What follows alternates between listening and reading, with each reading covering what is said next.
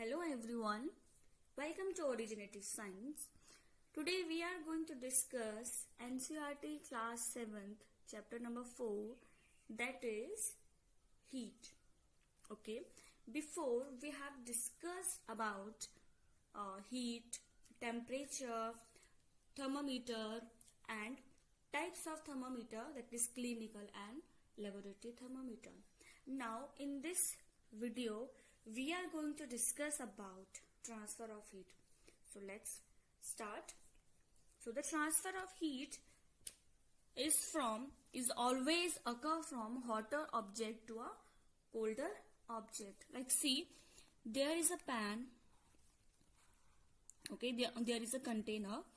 Okay, it is warm. It contains the warm water. Okay, it is hot. So you will see जो इसकी surrounding होती है, ये भी जो इसके आसपास का एरिया होता है, ये भी क्या होता है, हॉट होता है. ठीक है. तो आप देखते हो धीरे धीरे क्या होता है, ये जो ग्लास है वो क्या हो जाता है, ठंडा हो जाता है आपका. ऐसा तो नहीं होता कि इसकी वजह से आपकी जो सराउंडिंग है वो गर्म हो जाती है ना. ऐसा नहीं होता है. क्या होता है, ये ऑब्जेक्ट, क्योंकि ये जो ग्लास है ये क्या कर रहा है, अपनी हीट को ट्रांसफर कर रहा है कहाँ, अपनी सराउंडिंग में.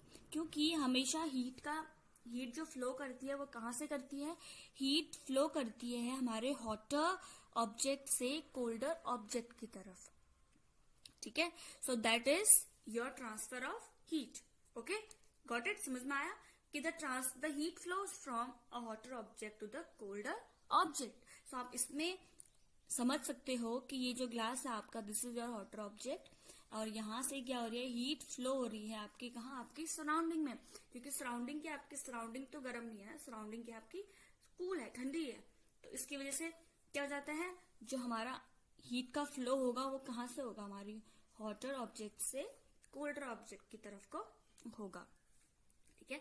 अब जो हीट हमारी ट्रांसफर होती है उसके 3 मेथड्स होते हैं हीट ट्रांसफर होने के.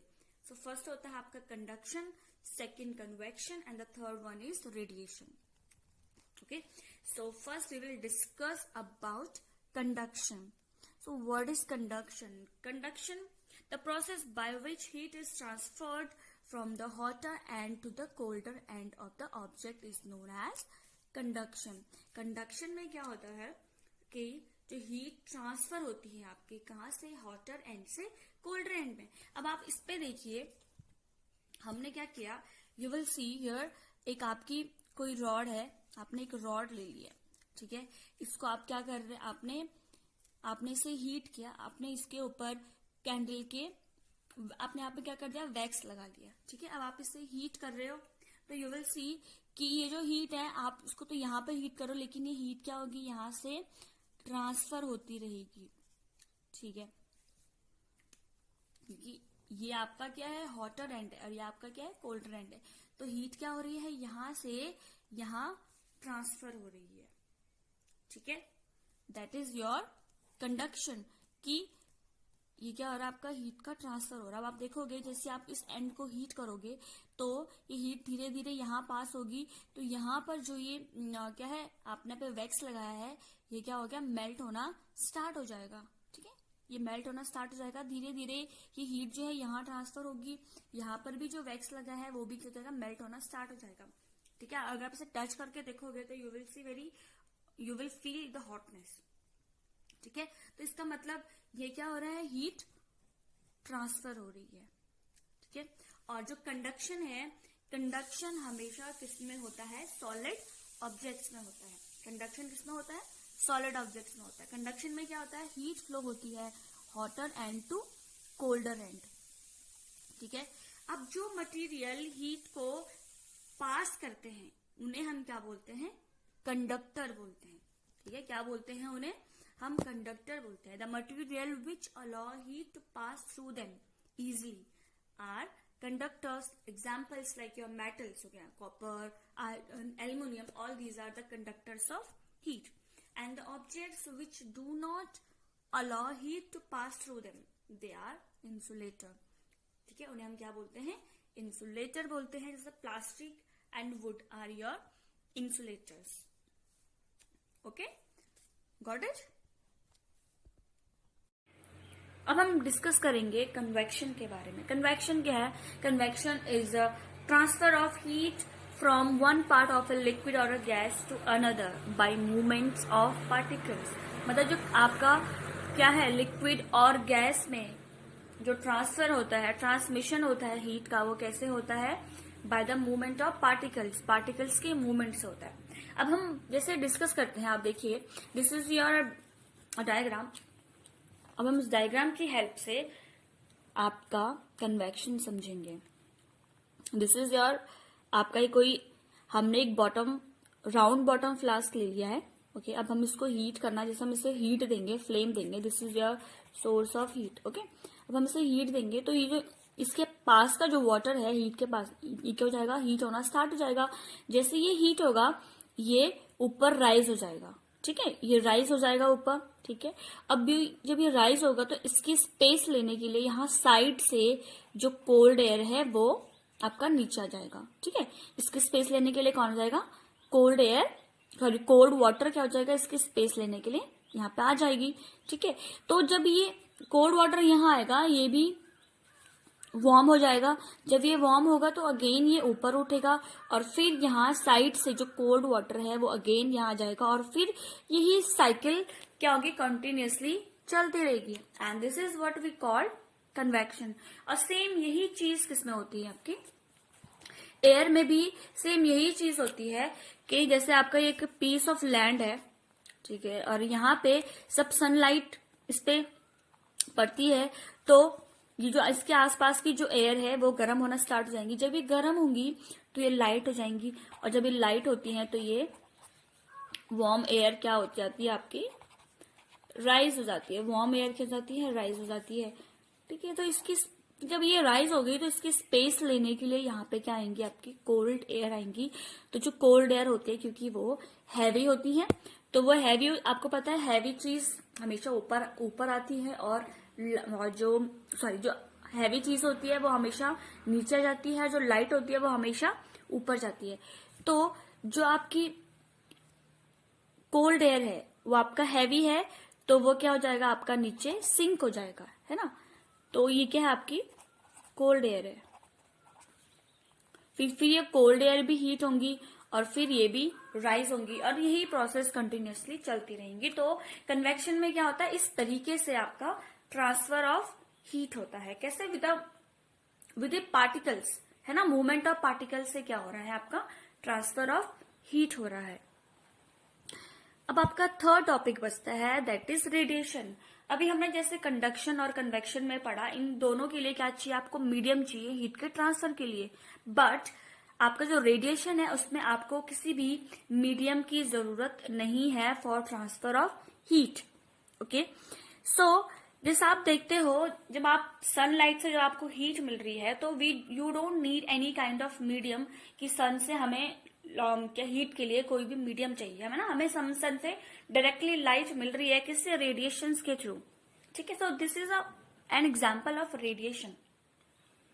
अब जो पीपल कोस्टल एरियाज में रहते हैं they feel two very interesting phenomenas. अब हम डिस्कस करने वाले हैं two interesting phenomenas, that is sea breeze and land breeze, which the people living in coastal areas experiences. Okay, so let's start. तो आपकी सी ब्रीज क्या होती है? सी ब्रीज मीन्स आपकी जो ठंडी हवाएं होती है, एकदम काम एयर जो होती हैं, ठीक है, वो क्या होगी? आपकी ब्रीज होगी, ठीक है। तो सी ब्रीज यानी सी से जो ठंडी हवाएं क्या हो रही हैं? आ रही हैं, ठीक है, उन्हें हम क्या बोलेंगे? सी ब्रीज बोलेंगे। अब आप देखिए कि जो सी ब्रीज होता है ये किस टाइम पे होता है? आपका डे टाइम में होता है। डे टाइम में होता है आपका क्या? Sea breeze. तो आप देखिए कि जो ये लैंड है, दिस इज योर, जो suppose this is your piece of a land, ठीक है, और यहाँ पे इसके आसपास जो एयर है वो सनलाइट की वजह से क्या हो जाती है? हीट हो जाती है। जब वो एयर हीट हो जाती है तो वो राइज हो जाती है, ऊपर उठ जाती है, ठीक है। अब जब ये एयर ऊपर उठ गई तो यहाँ पे जो है स्पेस खाली रह गया। तो इस स्पेस को फिल करने के लिए क्या चाहिए आपको? Cold air. क्योंकि कोल्ड एयर क्या होंगी आपकी, हैवी होंगी, है ना। कोल्ड एयर हैवी होंगी तो वो क्या हो जाएंगी, सिंक हो जाएंगी, नीचे सिंक हो जाएंगी, ठीक है। तो इसकी जगह कौन ले लेगा, कोल्ड एयर ले लेगा। अब वो कोल्ड एयर कहाँ से आ रही है आपकी, सी से, क्योंकि लैंड क्या होता है आपका, लैंड जल्दी गर्म हो जाता है, ठीक है। और in comparison to sea, land क्या हो जाता है, जल्दी गर्म हो जाता है, ठीक है। और सी को गर्म होने में थोड़ा टाइम लगता है। तो इसलिए लैंड तो आपका क्या हो गया, हीट हो रहा है, जल्दी जल्दी हीट हो रहा है, ठीक है। लेकिन जो आपका सी है उसको थोड़ा गर्म होने में टाइम लगता है। तो वहां से क्या हो रहा है कि जो कोल्ड एयर है सी से, क्योंकि अभी वो क्या नहीं हुआ है, गर्म नहीं हुआ है, तो वहां से सी से कोल्ड एयर कहाँ आ रही है आपकी, लैंड की तरफ आ रही है, ठीक है। तो सी से क्या हो रहा है आपका, कोल्ड एयर कहाँ आ रही है आपकी, लैंड की तरफ आ रही है। और लैंड से आपकी जो वार्म एयर है वो कहाँ जा रही है आपकी, सी की तरफ जा रही है। और यही प्रोसेस क्या होती रहती है, कंटिन्यूअसली चलती रहती है। इस प्रोसेस को हम क्या बोलते हैं आपका, सी ब्रीज बोलते हैं, ओके। अब हम बात करते हैं लैंड ब्रीज की।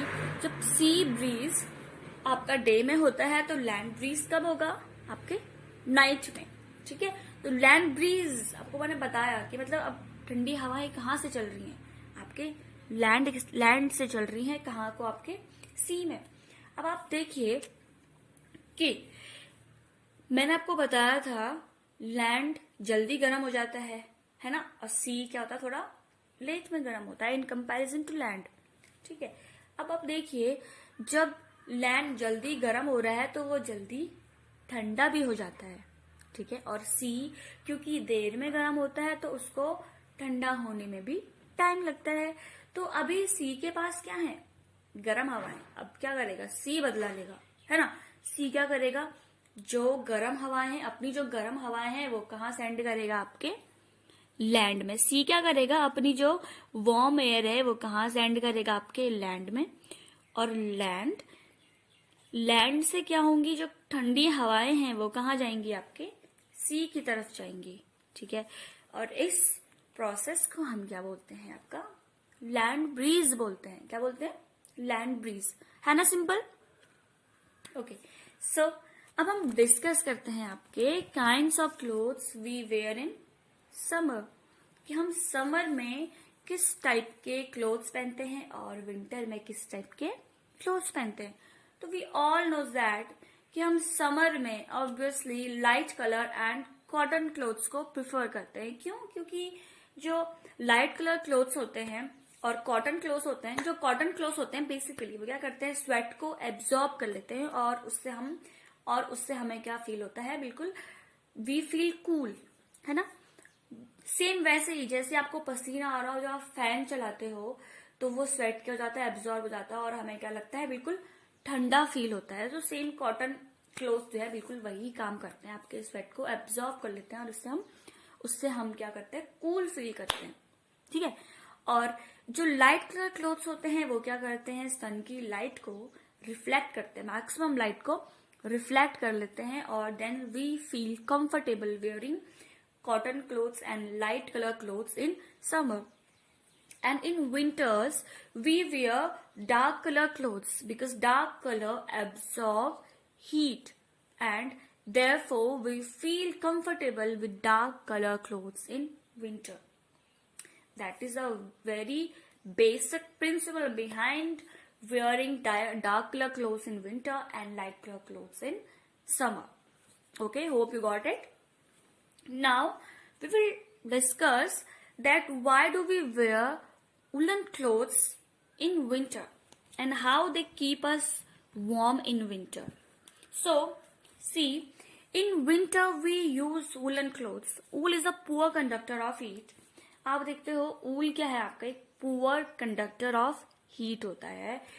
इसमें क्या होता है, जो एयर होती है वो जो आपके वुलन फाइबर्स होते हैं उनके बीच में ट्रैप हो जाती है। जब वो ट्रैप हो जाती है तो उससे क्या होता है, बिल्कुल भी हीट ट्रांसफर नहीं हो पाती। आपकी जो बॉडी की जो हीट है वो सराउंडिंग में ट्रांसफर नहीं हो पाती है, ठीक है। इसलिए हमें क्या लगता है, वुलन क्लोथ्स में गर्मी लगती है, ठीक है। अब हम बात करें कि आप एक मोटा कंबल ओढ़ लो या फिर आप लेयर ऑफ ब्लैंकेट ओढ़ लो, ज्यादा बेटर क्या रहेगा आपके लिए, ज्यादा बेटर हमारे लिए है कि हम लेयर ऑफ हमें 1 या 2 ब्लैंकेट ओढ़ के क्या करें, रखें, उससे हमें कम सर्द लगेगी। वो क्यों? क्योंकि जितनी आप लेयर बनाओगे उनके बीच में क्या हो जाएगी, उतनी एयर क्या हो जाएगी, ट्रैप होती रहेगी, एयर की वॉल बनेगी, तो उससे क्या नहीं होगा, आपका हीट क्या नहीं होगी, ट्रांसफर नहीं होगी सराउंडिंग में, क्योंकि because air is the poor conductor of heat. Air क्या है, आपकी पुअर कंडक्टर ऑफ हीट की, और हीट ट्रांसफर नहीं होने देती है in the surrounding. Okay, this is all about your chapter. So if you have any doubt or any queries, you can ask me below in my comment section. Okay, thank you for watching.